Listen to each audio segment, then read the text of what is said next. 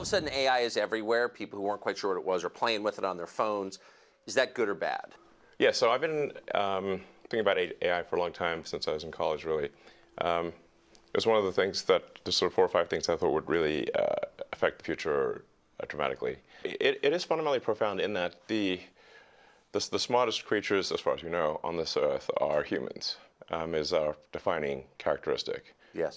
We're obviously weaker than, say, chimpanzees and less agile, but we are smarter.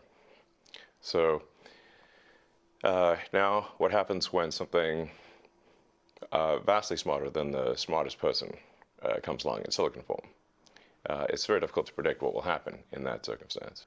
It's called the singularity. It's, it's a singularity like a black hole, because you don't know what happens after that. It's hard to predict. So I think we should be cautious with AI, and I think there should be some government oversight, because it affects it's a danger to the public. And so when you have things that are a danger to the public, like, let's say, so food and drugs. That's why we have the Food and Drug Administration, right, and the Federal Aviation Administration, the FCC. We have these agencies to oversee things that affect the public, where there could be public harm. And you don't want companies cutting corners on safety, and then having people suffer as a result. So that's why I've actually for a long time been a strong advocate of AI regulation. So that I think regulation is, it's not fun to be regulated. It's somewhat arduous to be regulated. I have a lot of experience with regulated industries, because obviously automotive is highly regulated. You could fill this room with all the regulations that are required for a production car just in the United States, and then there's a whole different set of regulations in Europe and China and the rest of the world. So very familiar with being overseen by a lot of regulators. And the same thing is true with rockets. You can't just willy-nilly shoot rockets off, not big ones anyway, because the FAA oversees that. And then even to get a launch license, there are probably half a dozen or more federal agencies that need to approve it, plus state agencies. So I've been through so many regulatory situations, it's insane. And sometimes people think I'm some sort of like regulatory maverick that sort of defies regulators on a regular basis, but this is actually not the case. Once in a blue moon, rarely I will disagree with regulators, but the vast majority of the time, my companies agree with the regulations and comply. Anyway, so I think we should take this seriously, and we should have a regulatory agency. I think it needs to start with a group that initially seeks insight into AI, then solicits opinion from industry, and then has proposed rulemaking, and then those rules, will probably, hopefully, grudgingly be accepted by the major players in AI, and I think we'll have a better chance of advanced AI being beneficial to humanity in that circumstance. But all regulations start with a perceived danger, and planes fall out of the sky, or food causes botulism. Yes. I don't think the average person playing with AI on his iPhone perceives any danger. Can you just roughly explain what you think the dangers might be? Yeah, so the danger, really, AI is perhaps more dangerous than, say, mismanaged aircraft design or production maintenance or bad car production, in the sense that it has the potential, however small one may regard that probability, but it is non-trivial. It has the potential of civilizational destruction. There's movies like Terminator, but it wouldn't quite happen like Terminator, because the intelligence would be in the data centers. Right. The robot's just the end effector. But I think perhaps what you may be alluding to here is that regulations are really only put into effect after something terrible has happened. That's correct. if that's the case for AI, and we only put in regulations after something terrible has happened, it may be too late to actually put the regulations in place. The AI may be in control at that point.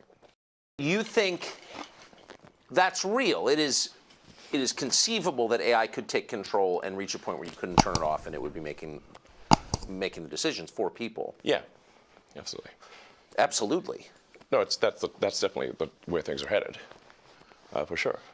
I mean, the things like say ChatGPT, which is based on GPT-4 from OpenAI, which is a company that I played a critical role in creating, unfortunately. Back when it was a nonprofit? Yes. I mean, the reason OpenAI exists at all is that Larry Page and I used to be close friends, and I would stay at his house in Palo Alto, and I would talk to him late into the night about AI safety. And at least my perception was that Larry was not taking AI safety seriously enough. What did he say about it? He really seemed to be want sort of digital superintelligence, basically digital God, if you will, as soon as possible. He wanted that? Yes. He's made many public statements over the years that the whole goal of Google is what's called AGI, artificial general intelligence, or artificial superintelligence. No, and I agree with him that there's great potential for good, but there's also potential for bad. And so if you've got some radical new technology, you want to try to take the set of actions that maximize the probability it will do good and minimize the probability it will do bad things. Yes. It can't just be hell for leather. Let's just go, barreling forward and, hope for the best. And then at one point, I said, well, what about, we're going to make sure humanity's okay here. And then he called me a speciesist. Did he use that term? Yes. And there were witnesses. I wasn't the only one there when he called me a speciesist. And so I was like, okay, that's it. Yes, I'm a speciesist. Okay. You got me. What are you? Yeah, I'm fully a speciesist. Busted. So that was the last straw. At the time, Google had acquired DeepMind, and so Google and DeepMind together had about 3/4 of all the AI talent in the world. They obviously had a tremendous amount of money and more computers than anyone else. So I'm like, okay, we have a unipolar world here, where there's just one company that has close to a monopoly on AI talent and computers, like scaled computing. And the person who's in charge doesn't seem to care about safety. This is not good. So then I thought, what's the furthest thing from Google would be like a nonprofit that is fully open, because Google was closed for profit. So that's why the open in OpenAI refers to open source, transparency, so people know what's going on. Yes. And that we don't want to have like while I'm normally in favor of for-profit, we don't want this to be sort of a profit-maximizing demon from hell. That's right. That just never stops. Right. So that's how OpenAI would. So you want speciesist incentives here, incentives that. Yes, like, I think we want pro-human. Yeah. Let's make the future good for the humans. Yes. Yes, because we're humans. So can you just put it? I keep pressing you, but just for people who haven't thought this through and aren't familiar with it, and the cool parts of artificial intelligence are so obvious. Write your college paper for you, write a limerick about yourself. Yeah. Like, there's a lot there that's fun and useful. But can you be more precise about what's potentially dangerous and scary? Like, what could it do? What specifically are you worried about? Going with old sayings, the pen is mightier than the sword. So if you have a super intelligent AI that is capable of writing incredibly well and in a way that is very influential, convincing, and is constantly figuring out what is more convincing to people over time, and then enters social media, for example, Twitter, but also Facebook and others, and potentially manipulates public opinion in a way that is very bad. How would we even know? How do we even know? So, to sum up, in the words of Elon Musk, for all human history, human beings have been the smartest beings on the planet. Now, human beings have created something that is far smarter than they are. And the consequences of that are impossible to predict. And the people who created it don't care.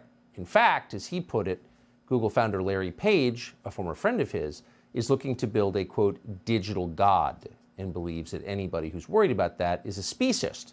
In other words, is looking out for human beings first. Elon Musk responded, as a human being, it's okay to look out for human beings first. And then at the end, he said the real problem with AI is not simply that it will jump the boundaries and become autonomous and you can't turn it off. In the short term, the problem with AI is that it might control your brain through words. And this is the application that we need to worry about now, particularly going into the next presidential election. The Democratic Party, as usual, was ahead of the curve on this. They've been thinking about how to harness AI for political power. More on that next. Subscribe to the Fox News YouTube channel to catch our nightly opens, stories that are changing the world and changing your life. From Tucker Carlson tonight.